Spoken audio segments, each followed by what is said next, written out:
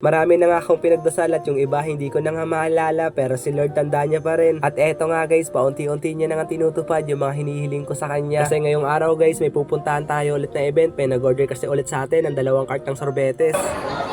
Yo guys, ako nga pala muna si Rodel. Mahirap lang pero may pangarap.